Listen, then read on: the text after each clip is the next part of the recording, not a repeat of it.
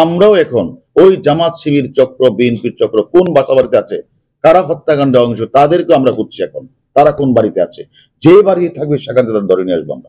BNP জামাতের গুরুত্বপূর্ণ সদস্য যারা হত্যাকাণ্ডে অংশগ্রহণ করেছে, হত্যাকাণ্ডের নেতৃত্ব দিয়েছে, অর্থের যোগান দিয়েছে, আমরা তাদেরকে আইনের আওতায় নিয়ে এসেছি এবং তাদের মোবাইল ফোনে আমরা সেই সকল তথ্য আমরা পাচ্ছি। আমরা এই তথ্যের ভিত্তিতে আরো যারা যারা বাংলাদেশের যেখানে লুকিয়ে আছে সেখান থেকে আমাদের তাদেরকে ধরে এনে আমরা আইনের আওতায় এনে বিচারের মুখোমুখি আমরা দাঁড় করাবোই। আমরা তো যাদের গ্রেপ্তার করছি তাদের কাছ থেকে আমরা কথা বলছি, জিজ্ঞাসাবাদ করছি, তাদের সাথে কথা, এটা এখনই এই মুহূর্তে বলা যাবে না। এটা আপনাদের আমরা বলতে আর সময় লাগবে, কত সংখ্যক লোক ছিল।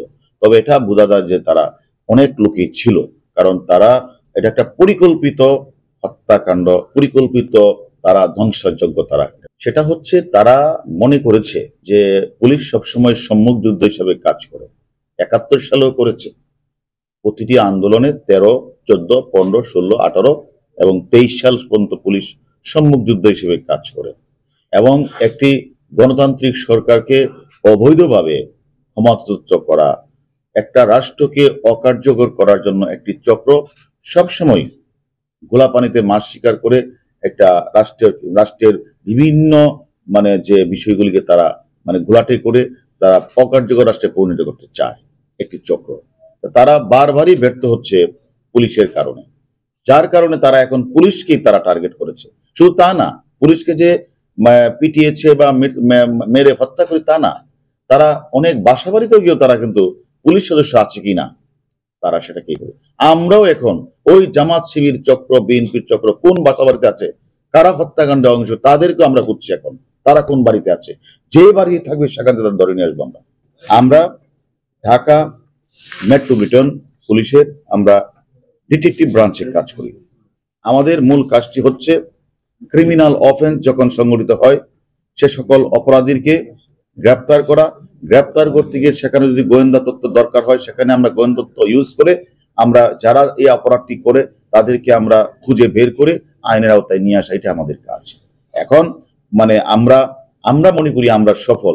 ঘটনা ঘটার সাথে সাথে যে সকল অপরাধী চক্ররা এই সকল হত্যাকাণ্ডে অংশগ্রহণ করেছে, রাষ্ট্রীয় স্থাপনাগুলিতে আগুন লাগিয়েছে, আমরা অতি দ্রুত সময়ে আমাদের ঢাকা মেট্রোপলিটন ডিটেকটিভ ব্রাঞ্চ এবং থানা পুলিশ দ্রুত সময়ে এই সকল মাস্টার মাইন্ডের অনেককেই আমাদের আইনের আওতায় নিয়ে এসেছি এবং রিমান্ডে এনে আমরা জিজ্ঞাসাবাদ করছি এবং তাদের কাছ থেকে আমরা অনেক গুরুত্বপূর্ণ তথ্য পাচ্ছি। করেছে তার অধিকাংশকে আমরা গ্রেপ্তার করেছি, তারা স্বীকারও করেছে তারা কিভাবে পিটিয়েছে।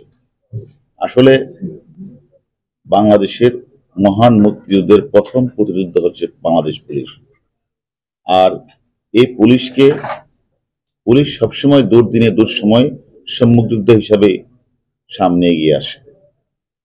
অর্থাৎ আপনারা লক্ষ্য করেছেন যে স্বাধীনতা বিরোধী অপশক্তি প্রথম টার্গেট ছিল পুলিশ।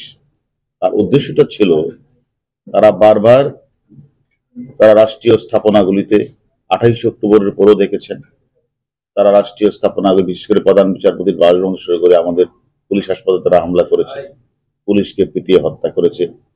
তারপরে আবার এবারও দেখছেন কোমলমতি ছাত্রদের কোঠা বিরোধী আন্দোলনকে ঘিরে এই সকল অপশক্তি, জামাত বিরোধী বিএনপি চক্র, তারা ওই শনির আখড়া রায়েরবাগ এলাকায় গিয়ে তারা আমাদের পুলিশ সদস্যদের যেখানেই পেয়েছে সেখানেই পিটিয়েছে এবং তারা ঘোষণা করেছে পুলিশকে মারতে পারলে 10,000, অর্থাৎ তাকে যদি বাড়ি দিতে পারে 12,000, আর মারলে তাদের কি ছিল সেটা আমরা এখনো পাই নাই তথ্যটা। তারা এইভাবে তারা যেখানে বাড়ি বাড়ি তল্লাশি করেছে, অর্থাৎ তাদের উদ্দেশ্য ছিল পুলিশকে ডিমোরালাইজ করা এবং পুলিশকে যদি ডিমোরালাইজ করতে পারে তাহলে বোধহয় তাদের যে আন্দোলন তারা মনে করেছিল যে তারা সাকসেস হবে এবং তারা মনে করেছিল পুলিশকে মনোবল ভেঙে দিয়ে পুলিশকে যদি হত্যা করতে পারে তাহলে পুলিশ হয়তো পিছিয়ে যাবে, তখন তারা এই রাষ্ট্রকে, গণতান্ত্রিক সরকারকে তারা অকার্যকর রাষ্ট্রে পরিণত করবে এবং এই দেশটাকে আবার তারা পিছিয়ে নেওয়ার একটা মূল নীল নকশা ছিল। তাই আমি মনে করি বাংলাদেশ পুলিশ আমরা অত্যন্ত মনে করি যে আমরা সবসময় মনে করি যে আমরা দেশের জন্য, স্বাধীনতার জন্য আমাদের পুলিশ আত্মাহুতি দিয়েছে এবং আবার বিভিন্ন আন্দোলন সংগ্রামে 2013, 14, 15 সালে বিভিন্ন আন্দোলন, মানে 23 সালে 28 অক্টোবরের পরে বিভিন্ন আন্দোলনের সময় আমাদের পুলিশ কিন্তু রক্ত দিয়েছে, আত্মহত্যা দিয়েছে। এটা আমাদের কাছে মানে অত্যন্ত পীড়াদায়ক, যে আমরা মনে করি যে আমাদের সাংবাদিক মানে ভাইদের কাছে আমরা একটা বিনীতভাবে বলতে চাই যে আমরা হয়তো আমাদের মাঝ থেকে 3 জন পুলিশ চলে গেছে এই কোটা বিরোধী আন্দোলনের, এটা আমাদের কাছে মানে তার ফ্যামিলির জন্য আমাদের অত্যন্ত কষ্ট হচ্ছে যে তারা আমাদের মাঝে নেই।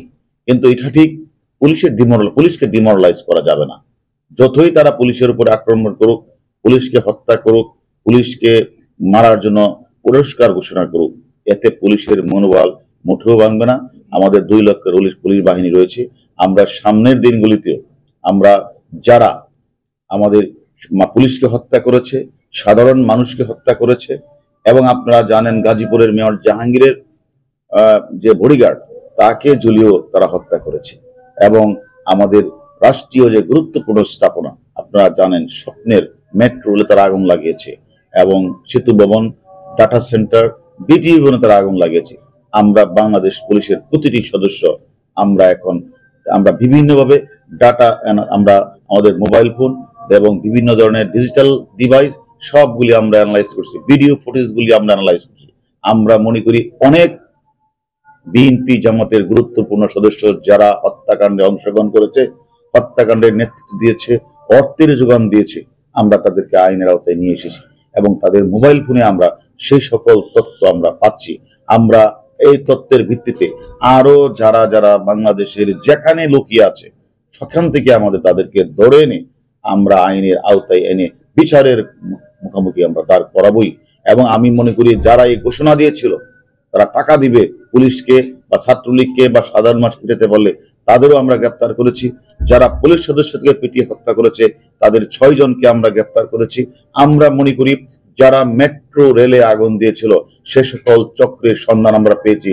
আমরা তাদেরকে শীঘ্রই তাদেরকে গ্রেপ্তার করে আমরা আপনাদের মুখোমুখি করব, আইনের আওতায় আমরা নিয়ে আসব।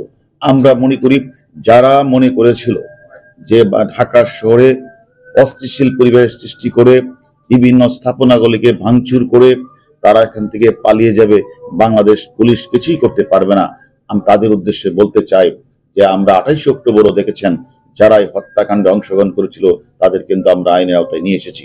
এবং এবারও যারা রাষ্ট্রীয় স্থাপনা থেকে শুরু করে সরকারি বেসরকারি আগুন দিয়েছে, জ্বালাও পোড়া করেছে, এবং সরকারি অনেক সদস্যকে তারা আহত করেছে, এবং বিভিন্ন জায়গাগুলিতে তারা আগুন লাগিয়েছে, প্রত্যেককে কিন্তু আমরা আইনের আওতায় নিয়ে এসেছি। আমাদের জিজ্ঞাসাবাদ চলছে, তাদের জিজ্ঞাসাবাদে আমরা অনেক গুরুত্বপূর্ণ তথ্য পাচ্ছি। আমরা মনে করি এই তথ্যের আলোকে আমরা অন্যান্যদেরকেও আইনের আওতায় নিয়ে আসতে পারব।